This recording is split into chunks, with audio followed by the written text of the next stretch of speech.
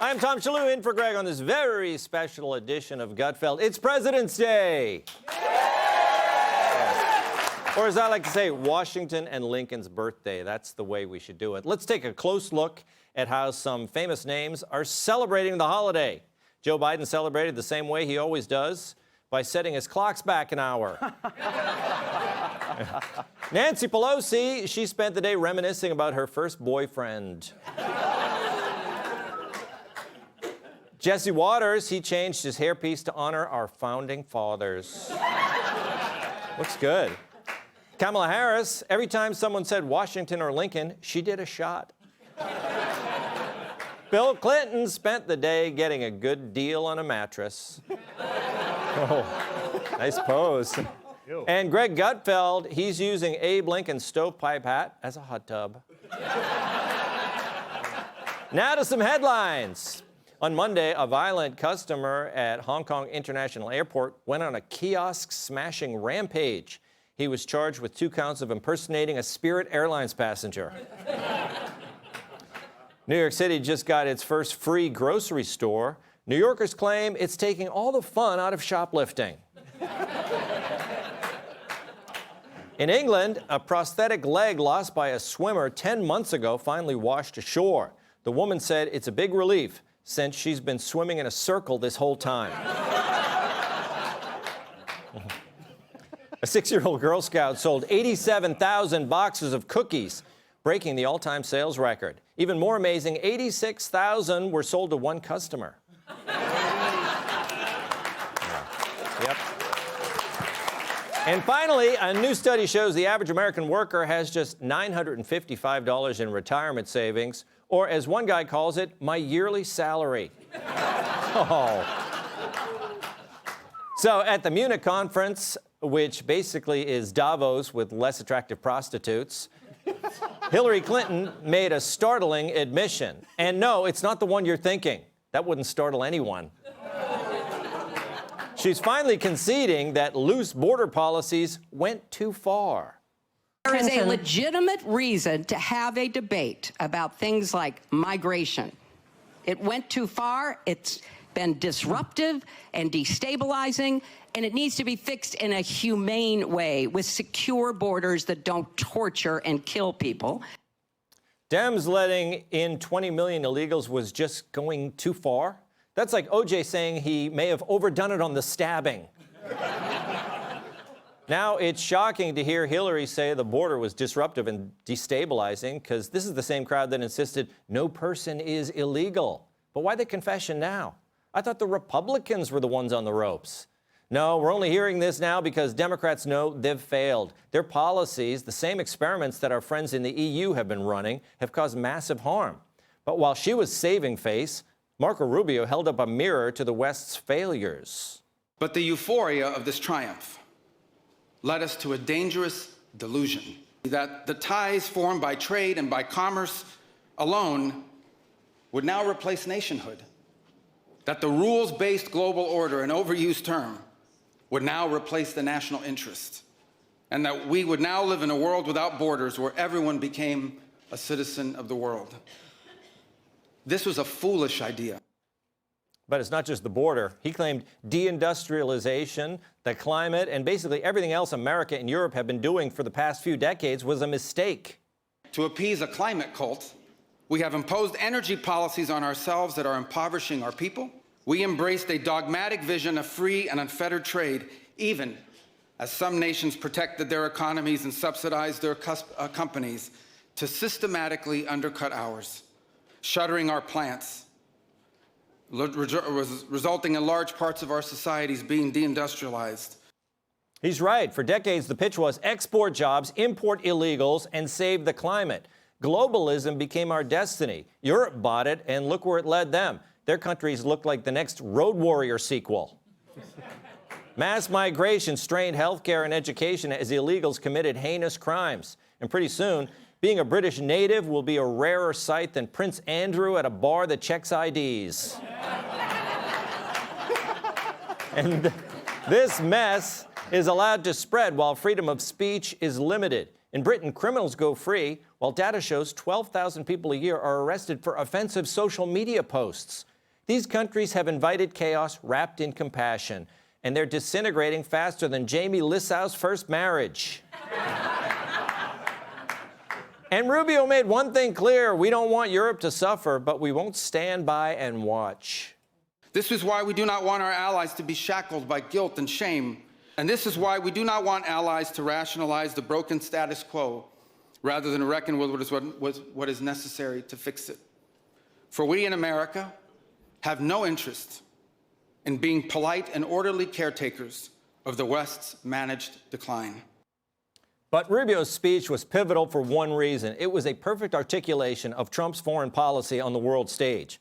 The U.S. has completely changed its direction: secure borders, meritocracy, peace through strength, and a 50% across-the-board reduction in sucking. And none of this, yeah. Good chart, right? Look at that chart. And none of this would have happened without the president. Republicans, even Rubio, used to buy into this global guilt trip. And then Trump came along and said out loud what we were all thinking: secure borders aren't racist, putting America first isn't evil, and most importantly, our showerhead pressure is unacceptable. Now the left will complain that America first strains our alliances, but Rubio's message was different. America isn't anti-European. We'd like to be friends. This is why President Trump demands seriousness and reciprocity from our friends here in Europe. The reason why, my friends, is because we care deeply. We care deeply about your future and ours. Rubio showed us what the world would look like if we fight our issues together. So yes, we will help you, but you're not going to take us down with you. After all, that's why we have Democrats. Let's welcome tonight's guest. He's so laid back, they call him the Human Luge. Co-host of Fox & Friends Weekend, Charlie Hertz. He calls his kids every day, and they let it go to voicemail. Actor, writer, and comedian Jamie Lissau. As an election specialist, she named her dog Hanging Chad. Correspondent at The Federalist, Brianna Lyman. And Paul Bunyan gets all his hand-me-downs. Former NWA world champion and host of the Planet Tyrus podcast, Tyrus.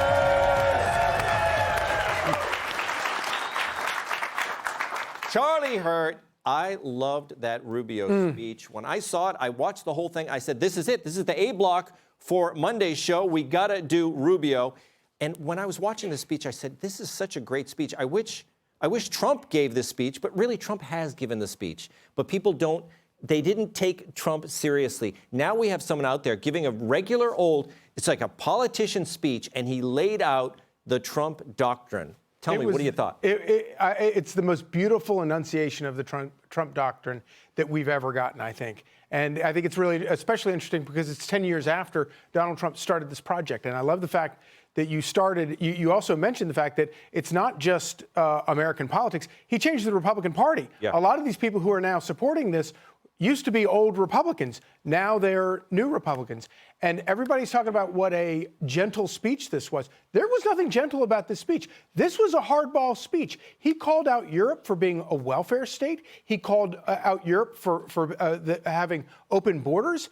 And as you mentioned, the cult of globalism, the cult of environmentalism, he called them out on all of this stuff, but he did it in such an elegant way that in a more diplomatic way than we're used to seeing, say, President Trump do these things. And then, meanwhile, the split screen over here, you have Hillary Clinton talking about how, the Democrats want to be the party of border security. Yes. She's going to have a bit of a problem with her own party about this. This midterm and then the primary for 2028 is going to be a madhouse in that party, based largely on that debate about whether are we going to have borders or are we not going to have borders. And I don't think I don't think Democrats can answer that in a way that will get them elected to national office. Yes, Tyrus, Hillary came out there and she said, the border was not good under the last president, but really, it's been the Democrats. It's been Democrat policy. They've all been in favor of open borders. Are they going to try to rewrite history on this thing? No, well, if you're going to rewrite history, then you would have to understand it first. So that's not happening. You got to understand, Hillary's a little grouchy, you know, and I think sometimes if we don't get enough rest or if we had rough travel, sometimes, you know, we come off a little, you know, you flying a broomstick from the United States to Europe, chances are, you know, you land there and there's no children to eat. It's a little tough, you know. What? She identifies as a witch. I'm living her truth. That is true. No, this is the thing is, like, you're just so angry. Just say it. I hate that man. Yeah. You know, it's just, she doesn't do well with presidents. You know, like, she runs against them, they beat her. She marries them, they diddle the secretary. Like, she's just not good with presidents. Like, I think, and whom on the Democratic Party thought it was a good idea to invite Beulah Ballbreaker to the party? I don't understand. Like, she's the worst person to have speak for you. No one likes her, and everyone's too afraid to say anything. Yes, I mean, it is a good point, but, you know, who do you got, Brianna? You got Kamala? I mean, who's the standard bearer in the Democratic Party?